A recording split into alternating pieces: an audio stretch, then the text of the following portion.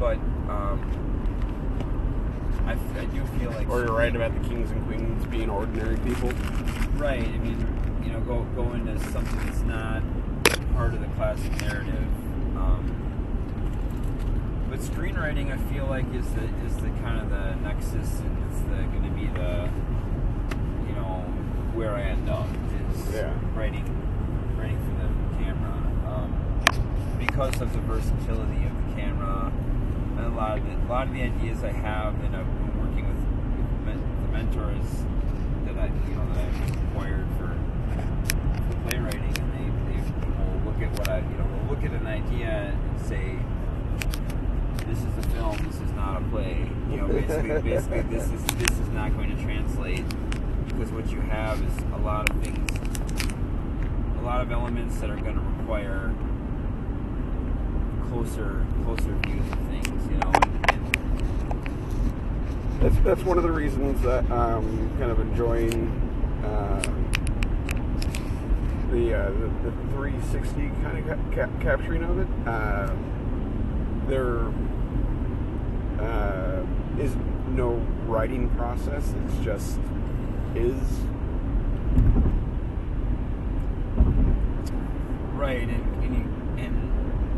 and that I noticed, also, you can kind of more choice about what am I looking at. Am I looking at am I reflecting back on what the viewer is viewing, or am I looking at what they're viewing, or and that's, in two dimensions here, you are kind of bouncing back and forth between that, and that's fine. And I think there's a lot of interesting things can be done there. Well, and I also write plays, but my big writing fix is writing comics. Okay. And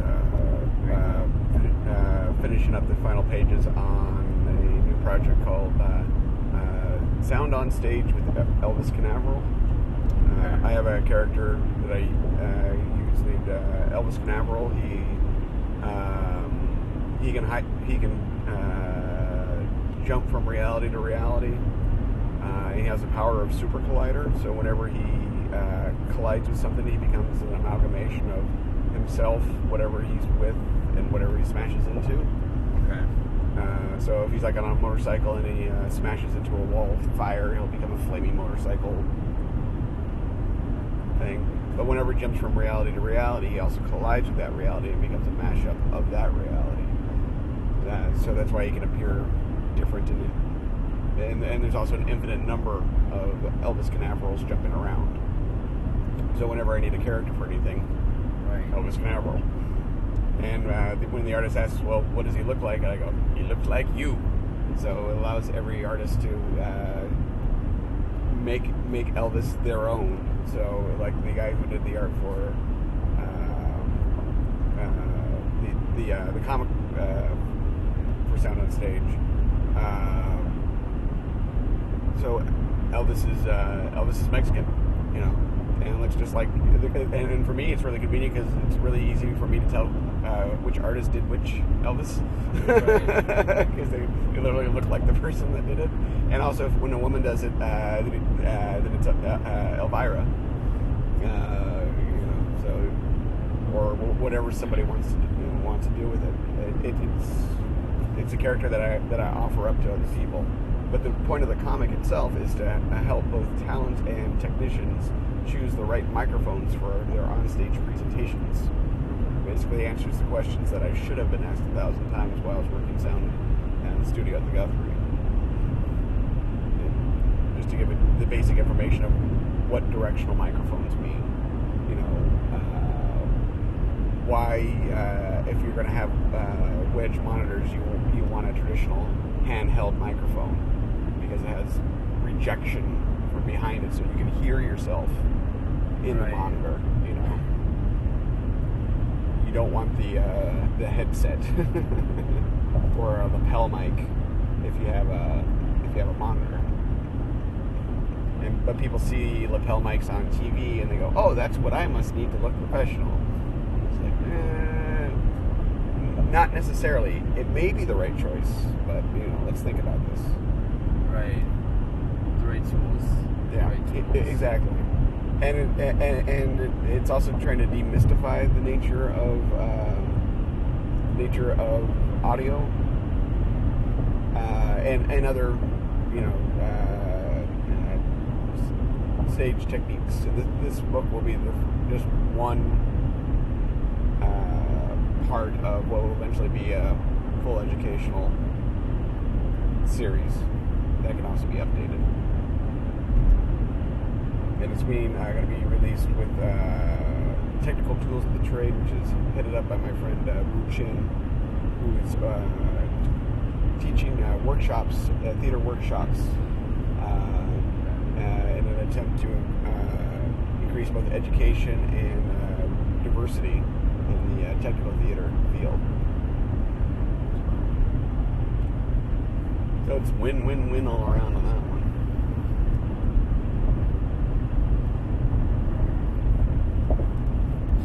Yeah, the arts, just the arts. Yeah. I dig it. Yeah. I really dig it. All of them. All facets, all forms. Well, one thing that I did was when my wife was pregnant, I looked at my friends who, and most of them are in the arts or were in the arts. And I looked at the ones that were happier versus the ones that kind of, weren't. And there was a kind of a common theme amongst the ones that were less happy was that they, when they had the kid, there's you go through an instant value assignment. Your values complete. Everything just changes. It is your, your BC 80 moments, the flip is that when that kid comes out. Now, for a lot of friends, they had to be more reliable and stable, so they had to take some other work or do something that prevented them from doing something they did before the kid, whether that be play in a band, perform on stage, so that they had to get a real job. So there's a little bit of resentment in there. So what I did was I formed an art collective with my daughter, where I treat her as an equal partner. I did this at about, I think, maybe around 2 months, where I treat her as an equal partner, and I honestly, to the best of my ability, try to intuit her intentions, or at least make them up for her. Right. And then that way I couldn't have that resentment for not being able to pursue that interest. Instead, what I do is I have that interest as an experience that I share with my daughter, who can only benefit from the experience and interaction and presence of myself. But also, I as an artist have to completely reconceptualize everything that I do from a fresh perspective, which helps me identify, how I've been programmed. Because I strongly believe that if you're not programming yourself, then something else is. And as you're programming yourself, you discover the programming that you have. And then once you're aware of it, then you can change the code. So and I'm aware of that, so I am trying to provide a positive, informative, empowering relationship with my daughter. Yeah, that's awesome. I mean, I've absolutely seen, I've seen that go one of two ways, and I think that's what you're saying, Rich, about the people that were happy versus the ones that weren't. I've seen people who, it's a motivating factor, and I've seen people who decide, like you said, well, I need to adult now. I need to get a real job, and I've got to take care of mine, and that means and I can't fault them, because again, that's a real thing. The priority is real, right. and if that's what you got to do, you got to do. you know, I was only able to do it because of my wife. You know, and situations kind of, you know, lined up the way they were. I was working at the Guthrie, and it's proven impossible to be the employee that they wanted and the president-provided father that my daughter should have, and that I deserve too. You know, I deserve that time. And they were, I don't know if it was through evil malice or just woeful, oblivious ignorance, and I'm willing to give them the benefit of that doubt. But they were scheduling me in such a way that I could not interact with my daughter when she would be awake. You know, and you know that you know, screwing with a person's relationship with their kid, that's just it's an evil. You know, and so last year ago, last March, you know, I was fired from the Guthrie, and I could kind of there was another kind of internal politic thing going on, and I could kind of smell the way things were going, and I promised my wife that I would do what I could do to keep the job, but this was a decision that was going to be out of my ability. But when the Friday before I got fired, I had a moment with the artistic director and kind of informed him that it looked like it was going to be impossible to be the employee that the Guthrie needs, or that the Guthrie stated that they needed, and being a president-providing father. And I had some vacation time coming up, and I had a feeling that I wouldn't be coming back from it. And Joe Hodge gave me an apology, a hug, and an offer of an open door should I ever decide to come back. So, you know, and I really like Joe Hodge. He and I have compatible value systems. I've seen him talk enough times. I've worked with him, and I've talked with him enough times to, you know the essence of his character, and it's, you know, one of education for all, illumination for all, and the removal of barriers. So you know Jacob Norton? Oh, very well, very well. I grew up with him. Oh, nice. Yeah, we went to Marcy Elementary together. Yeah, I know Jacob's one of my favorite people. Yeah, he's always been, you know, his own guy. You know, I mean, just played D&D, and it was like, yeah, he and I have done Thanksgiving at his house a number of times, and as did my wife even before we were married. And he worked with a colleague group. And he also goes up to that crazy beer party in the woods every year. Beer party in the woods. Yeah, he has some very limited, weird group that gets together on an annual basis and utter debauchery in the middle of nowhere for some particular reason that I can. That may be secret and exclusive for the sake of being secret and exclusive. Right.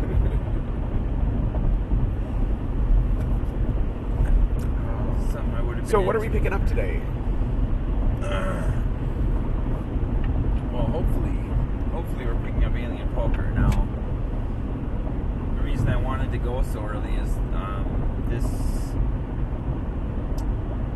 You know, when you purchase a game on Craigslist, which I've done many times, you don't know who it is that you're buying from, and generally, well, maybe you know, but usually probably not. And generally, the people you're buying from, it's probably their only game that they have. They've had it for years, and they don't have the same mentality about it that other collectors, other operators, other players will have, which is kind of, you know, There is a sacredness and importance to this. There's a state, right, and that, you know, so you find various conditions. That's the other issue. He did send me some pictures, so I have a pretty good sense that I think this game is in pretty good condition. This particular game, from my information, has a tendency to not be in great condition. So I would say even more so, there's a chance that this has been sitting around in several different locations for years on end, which is good, unless there's battery acid damage, which we'll look for. But and what year was the game? This is 1980.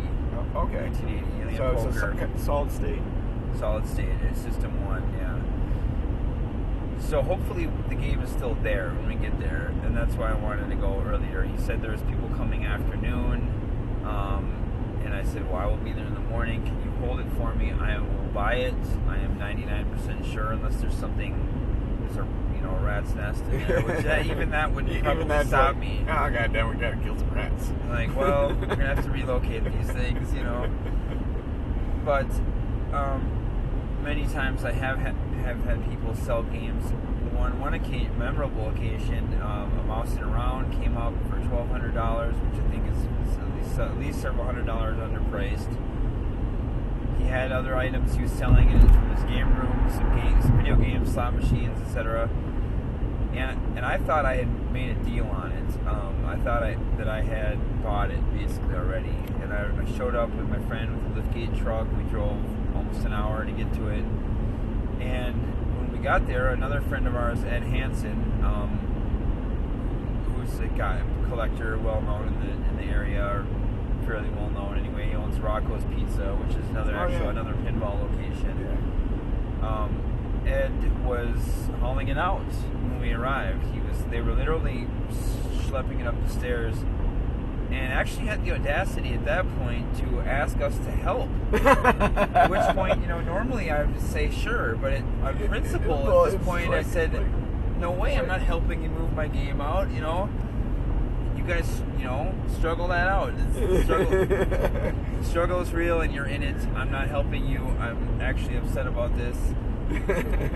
You know, but to the seller, he was just the first one that showed up with the money. Yeah. And he had told a number of people. There's another guy, Chris Lamo, who has the Goonie Golf location. Where's that at? Goonie Golf is in Spring Lake Park. Perhaps it's sort of out by Blainbrook. Okay. But it's a seasonal mini golf, and they have 5 machines, 6 machines there. But he also had thought he had bought it. I found this out. I didn't actually see Chris there, but I talked to him later. I sold his friend High Roller Casino, which I sort of regret selling. Sellers regret.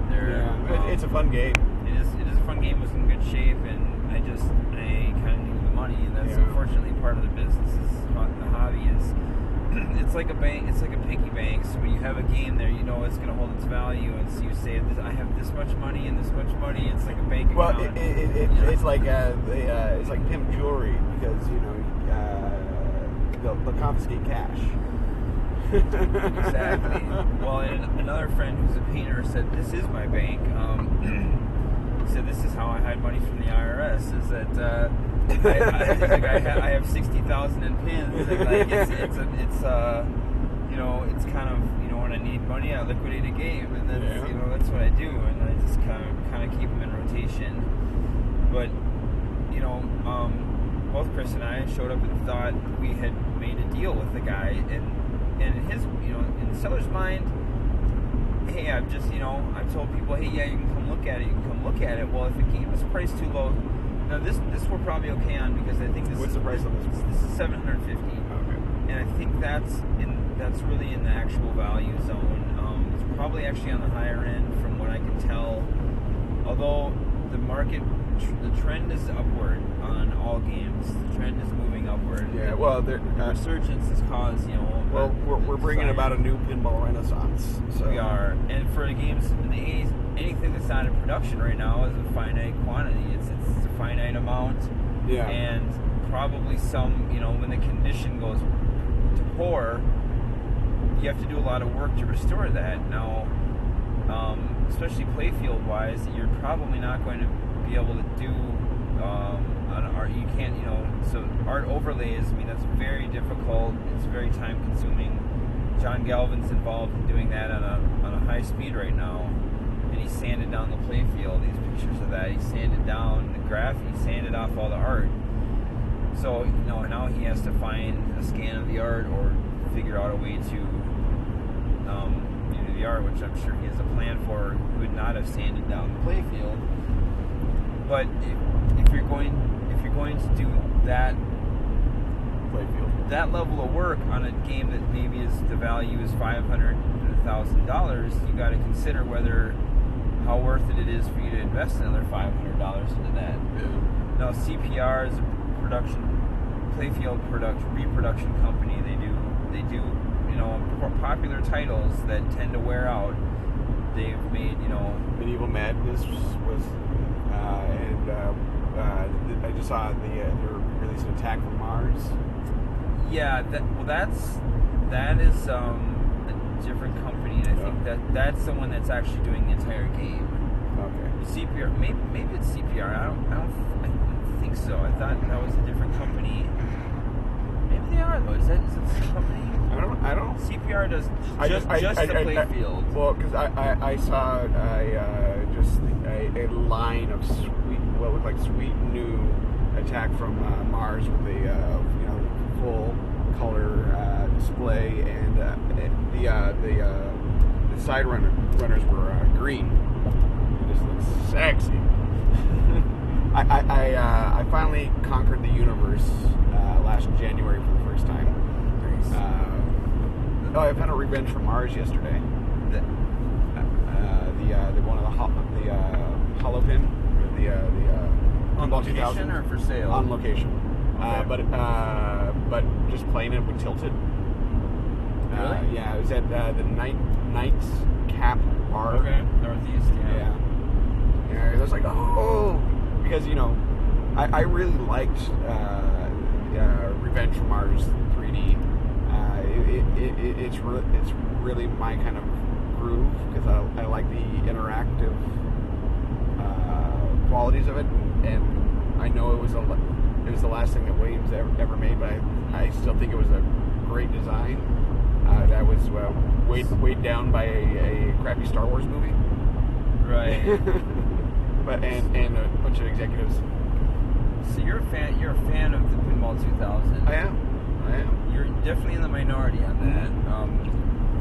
And I realize it. Unfortunate because they made a move to compete with the video game market, and it didn't work out. And I think that's sad because and here's the thing is, I don't think it failed. I think what it was an executive decision by the Bally's Williams Corporation to concentrate on slot machines, because that was their bread and butter. Still is, yeah. Yeah. And it was an executive decision that was made outside of the art of pinball, but pinball suffered for it. The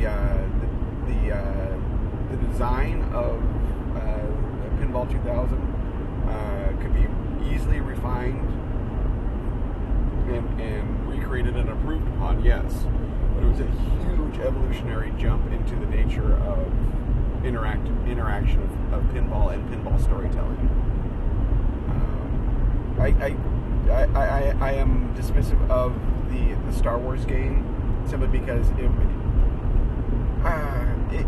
it was a bad example of for a long time I rejected a lot of tied-in games, movie property games. For a while I was a Williams person over Stern for a really long time. And my opinions on this have since changed, because I now understand that a known property to non-pinballers can help bring people into the pinball fold, because it gives them a foothold of comfort and approachability to pinball that they wouldn't have if it wasn't some Game of Thrones or some other product or wrestling that they loved.